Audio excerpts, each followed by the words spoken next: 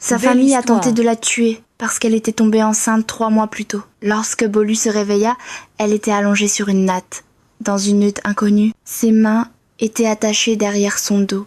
À travers l'embrasure de la porte, elle vit ses parents parler avec une vieille femme. Celle-ci comptait de l'argent. Il l'avait amenée là pour un avortement forcé.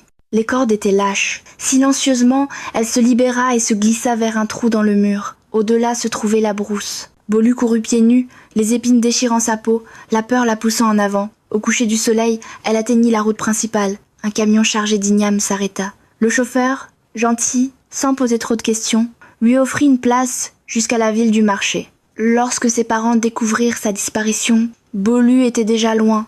Elle se tenait à l'entrée de la ville du marché, avec pour seule possession une robe déchirée. Bolu fit son choix.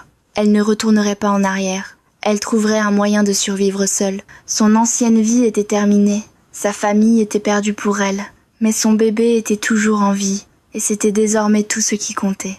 Au début, elle pensa trouver la sécurité dans le tumulte des commerçants et des acheteurs.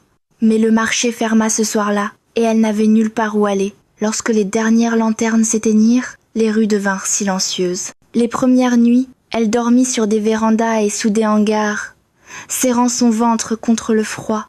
La faim la dévorait. Lorsqu'elle mendiait de la nourriture, elle était insultée, moquée ou harcelée par des hommes qui voyaient sa détresse comme une opportunité. Au 5e jour, elle était faible, évanouie, trempée par la pluie, convaincue qu'elle mourrait avec l'enfant encore en elle. Une veuve nommée Mama Ireti la trouva et la ramena chez elle.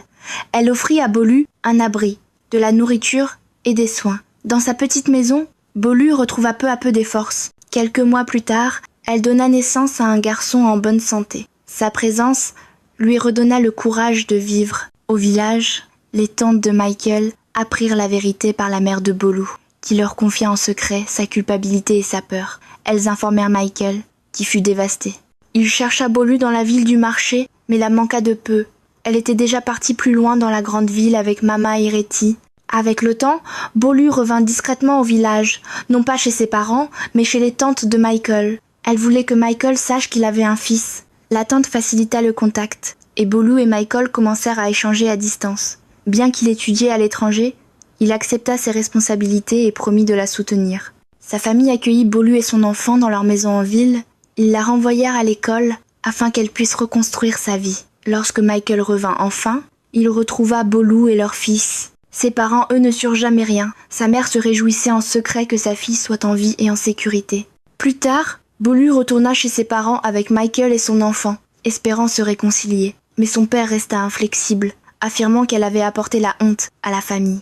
Bolu s'excusa pour le déshonneur causé par ses choix, mais rappela qu'elle avait elle aussi été victime, ayant failli perdre la vie de leurs mains. La fracture ne fut jamais réparée. Les yeux de sa mère exprimaient la tristesse, mais l'orgueil de son père ne laissait aucune place au pardon. Bolu s'éloigna, consciente que sa relation avec sa famille ne serait plus jamais la même.